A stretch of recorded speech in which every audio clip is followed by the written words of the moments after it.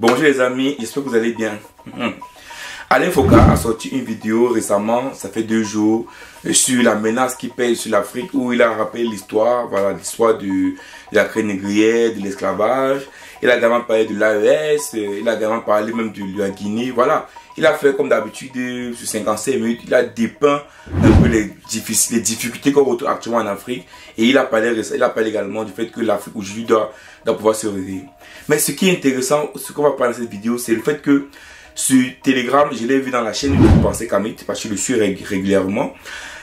Nathalie Yam, la telle sortie, critique ouvertement Alain Foka. Vous savez les amis, la critique de Nathalie Yam, pour moi déjà, montre une fois de plus que toutes ces personnes qui disent qu'ils sont panafricains, que ce soit Nathalie Yam, que ce soit Franklin Namsi ou que ce soit Alain Foka, vous comprenez que même entre eux, ils ne s'entendent pas. Même Kémy Séba, parce que je peux ajouter Kémy Séba également dans la liste.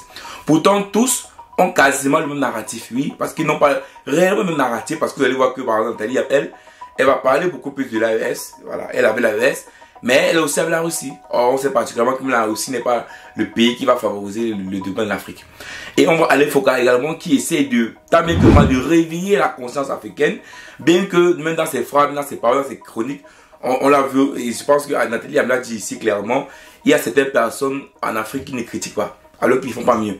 Et donc, on va Nathalie Yam critiquer Alain Foka en disant que Alain Foka a pris la parole, il a dit beaucoup de choses, mais il y a des choses qu'il a dit qui ne sont pas vraies. Première des choses, elle dit que Alain Foka encense Mamadi Doumbouya. Elle dit qu'Alain Foka est un proche de Mamadi Doumbouya. Il essaie d'encenser Mamadi Doumbouya. Du coup, il dit quoi? Il dit par exemple que les militaires au pouvoir en Afrique, qui ont pris le pouvoir en Afrique de l'Ouest, c'est-à-dire il parle de Assimi Goïta, il parle de Ibrahim Traoré, il parle de l'autre, de Abdallah Tchani, mais également il rajoute Mamadi Doumbouya. Alors qu'il dit non, Mamadi Doumbouya, lui, il n'a rien fait.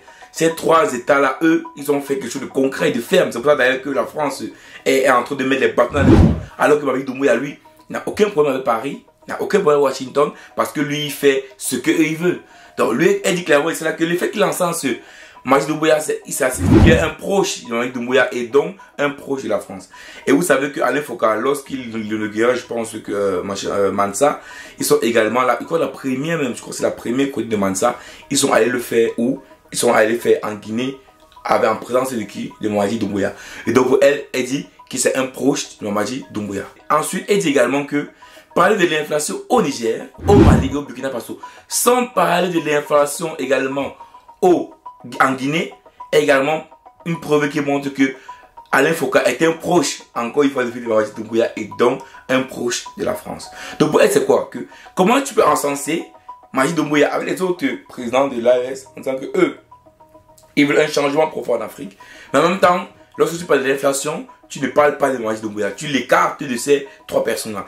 Et donc, il dit clairement cela que ça se voit également une fois de plus que Alain Foka est un proche de Mamadi Doumbouya, alors que lui également, il n'est pas différent des autres chefs d'État de l'Afrique de l'Ouest. Donc, il dit par contre que Ouattara, par exemple, a doublé Mamadi Doumbouya, que d'autres chefs d'État de la CEDEAO a doublé Mamadi Doumbouya. Donc, pour elle, clairement, il dit ça que le fait d'adoubler Mamadi Doumbouya, automatiquement, c'est un vassau également de la France. Et pour moi, la troisième chose également que je retiens de sa sortie sur Telegram, c'est qu'elle dit que Alain Foka, dans ses propos, veut pousser les dirigeants de l'AES, c'est-à-dire quoi? Du Mali, du Niger et du Burkina Faso, à laisser le pouvoir aux civils. Et elle dit clairement ici là que c'est exactement ce que la France veut. La France veut quoi? La France veut que les 3 présidents de l'AES quittent leur poste et redonnent le pouvoir aux civils, parce que la France, Washington, Paris ou les États-Unis peuvent facilement marionnetter, je sais pas où j'ai le terme là, ou bien utiliser, voilà, ou bien manœuvrer un président civil au pouvoir au Mali, au Niger, au Burkina Faso, mais pas un civil, mais pas un militaire, pardon. Et donc ici clairement, elle dit que Alain Foka, donc, pour elle, c'était un proche de Paris. Donc pour elle, Alain Foka n'est pas le panafricanisme qui dit être.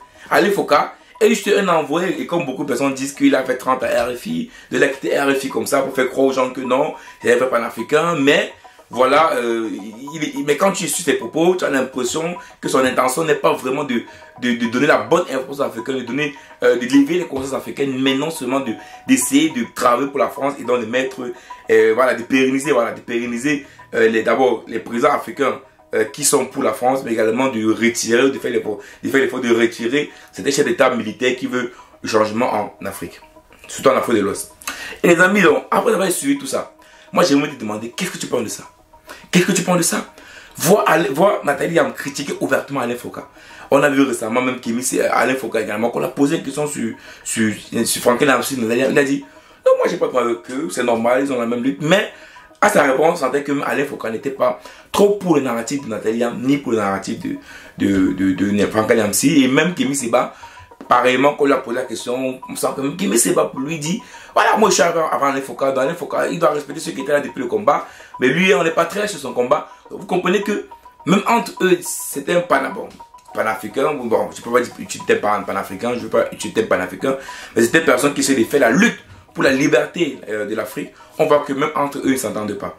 Est-ce que c'est juste un problème d'idéologie? Oui. Ça veut dire que c'est pas question que Nathalie Yam, par exemple, est vraiment pro de la Russie ou pro de l'Afrique, Alain Foka, non.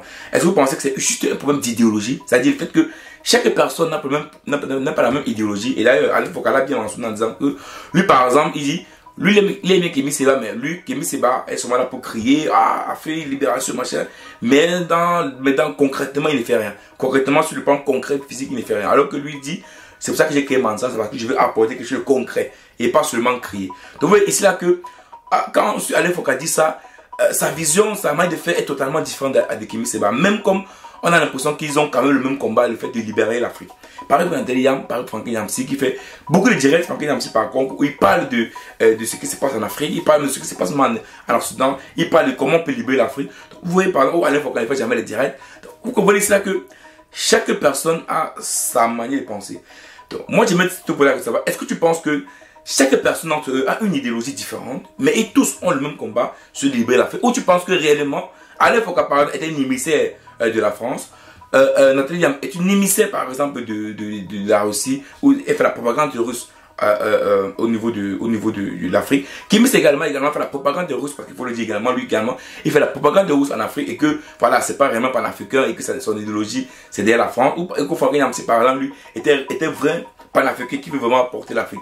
Donc moi, j'aimerais savoir réellement, est-ce que tu penses que chacun d'eux est poussé par une puissance étrangère pour pouvoir donner un dialogue ou donner un verbatim qui va passer en Afrique, qui va permettre à ce que la puissance étrangère qui sont derrière eux va facilement entrer? Ou tu penses que non, chacun d'eux a une idéologie différente, chacun d'eux a une manière de penser, chacun d'eux a une vision claire, et du coup ça qui fait que c'est difficile que les quatre puissent s'harmoniser, puissent être en synergie et avoir la même vision. Et c'est pour ça d'ailleurs qu'on voit Nathalie Yam comme ça, ouvertement critiquer Alain Foka, ouvertement, quand on sait que tous ces gens-là, en fait, ont un narratif pro-africain. Voilà. Donc, les amis, même en commentaire ce que tu parles de ça, j'aimerais bien savoir. Moi, ça m'a réellement marqué parce que pour moi, tous font le même combat. Donc, je les suis tous. Donc, pour moi, quand tu suis Nathalie Yam, quand tu suis Alain Foka, quand tu suis Franklin Amsi ou même Kémy Séba, bien qu'ils sont totalement différents, sans quand même qu'ils veulent porter l'Afrique haut. Voilà, ils veulent essayer de porter l'Afrique très haut et faire ce que réellement se développe. Même à ce que tu penses en commentaire et on se voit rapidement pour une prochaine vidéo. Ciao.